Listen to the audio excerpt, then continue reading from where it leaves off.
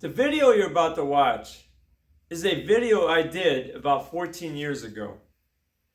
It is me doing a form I made up with the nunchakus. I was just doing it, nothing real fancy. I was just trying to remember it. But the problem is I got a copyright strike on that because I had the radio playing in the background. Now, I'm not just going to keep this video. I'm actually going to throw a couple other videos at the end of this.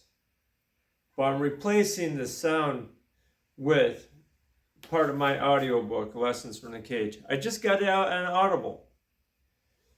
You can find it on Audible, or just go straight to Amazon. You can find it in the book, the ebook, or the audiobook. You can go right there and find it there. I'll put the link in below. But the lesson that I'm going to be playing is Lesson 8, Don't Rush the Process. It's directly out of my book. So stick around, listen to it, watch the video, enjoy. Lesson 8, Don't Rush the Process. Quote, I love not rushing the process. Mine doesn't shift until it does. And when it does shift, it's right on time. Not 1 second too late or too soon. People are like seeds waiting to sprout. We can't be pushed ahead of our own understanding. End quote. That's Byron Katie. We are living in a world of hurry up, rush, and right now. Just take a look at the roads. People are in a hurry all hours of the day, from 12 o'clock a.m. until 11:59 p.m. We want to learn a 4-year college degree in a month, start a new job, making the top pay as soon as we start, even if it is your first job. Or to relate to my art, Kempo Karate. People want a black belt faster than it should take. Some things take time to get the best results. We seemingly try to skip steps as we are doing things just to rush the process.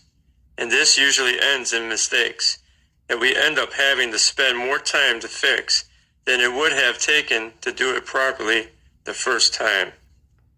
This wasn't any different for myself when I entered the cage for my second fight. I wasn't rushing to finish the fight, but I came at my opponent in a hurry.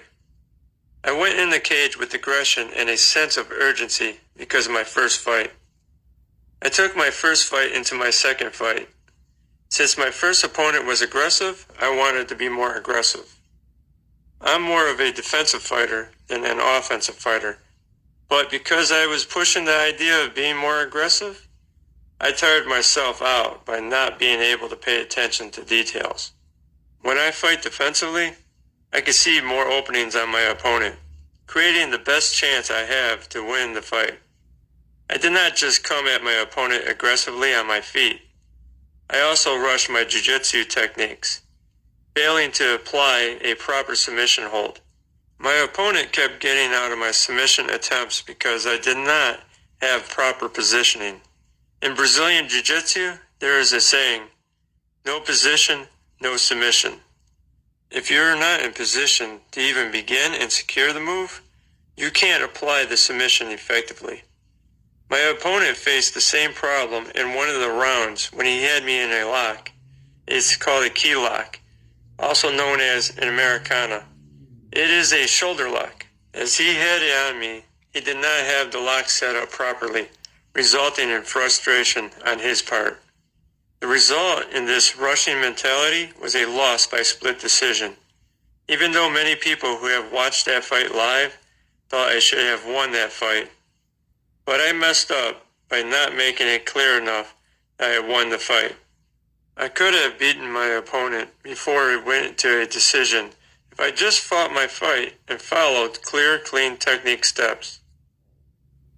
Remember when I told the story of me teaching my instructor student how she was rushing her movements and was sloppy doing her techniques? Well, that was me in my second cage fight. I was sloppy.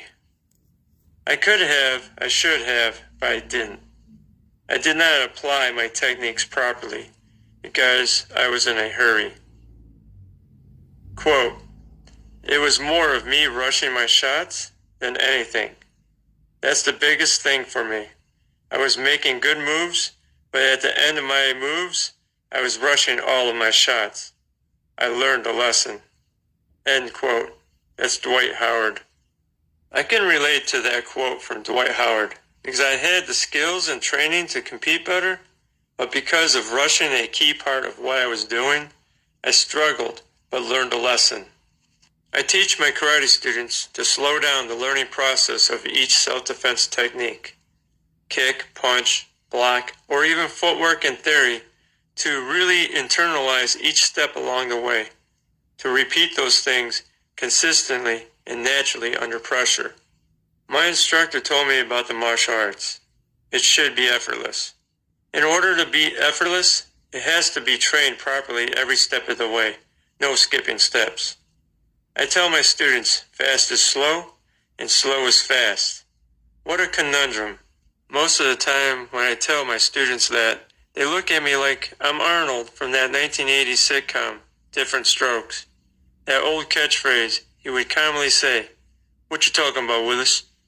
I would explain to them, slow is fast.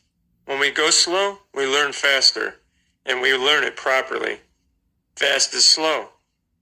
When we go fast, we learn it poorly with bad technique, resulting in relearning it later. Quote, "Many of us have roadmaps we envision for the course we think our lives should take. It's important to get headed in the right direction, but don't get so caught up in the concerns over your destination that you forget to delight in the scenery of each new day.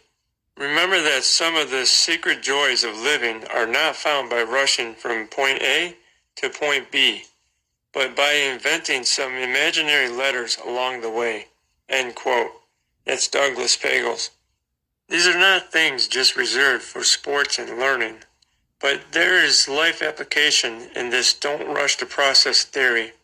In life, we have a tendency to rush the process in whatever we are doing, resulting in stunted growth mentally, physically, spiritually, and financially.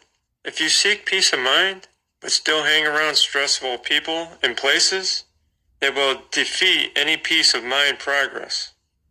If you are wanting to improve your health, and you get this great workout plan, but don't match a proper diet with it, that would not be advantageous for the health improvements you seek. If you want to be more spiritual, you can't do non-spiritual things more than filling your spirit with godly spiritual things. If you seek a financial breakthrough without changing your current financial habits, it will not result well. All things worth something have a process which leads to a positive structure. There is a quote I found with an unknown author. "Don't rush the process. Good things take time." Bible quote. "Don't turn your back on wisdom, for she will protect you. Love her, and she will guard you." End quote. That's Proverbs 4:6 NLT. There is wisdom in the process period, unless the process is a bad one. But if something is a proven method, trust the process. I heard many times people say, "If it ain't broke, don't fix it." Or, "If it ain't broke, don't break it." When doing something, it should be done to the best of your know-how. As you learn to do it better, then do it that way. Bible quote. "But all things must be done properly and in an orderly manner." End quote. That's 1 Corinthians 14:40, New American Standard Bible, 1995. Even when training or teaching someone, there are steps to take. It's a process. One process that one of the elders at my church uses to train someone is tell them how to do it, show them how to do it, and watch them do it. Then repeat if necessary. I took this method to train new people at the job I was a manager at. It worked. Like in business, many people want to be the first to do something, be the first in their industry. Do you want to be first, or do you want to do it right? If you rush it out, it probably will not come out correctly. By now, everyone has heard of Elon Musk and his car company, Tesla. Well, Tesla started out to be ahead of everyone else in the electric car market. But Tesla started to rush the manufacturing process to fill the flood of orders they had on the sleek Tesla. The problems began to arise with the cars that were rushed out. Some of them were breaking in the first week and then taking the company 3 weeks to fix. There have been many other complaints about the Tesla since they began to rush their orders out. This is a sign of cutting corners. I'm not bashing Tesla. This is just public information that I thought was good to share for this lesson. I'm sure Tesla will learn their lesson from rushing the process. It will take extra time and more money to come back from. Many other companies have made similar mistakes. Remember, fast is slow and slow is fast. Follow the process of whatever you are doing. As my pastor says, follow instructions.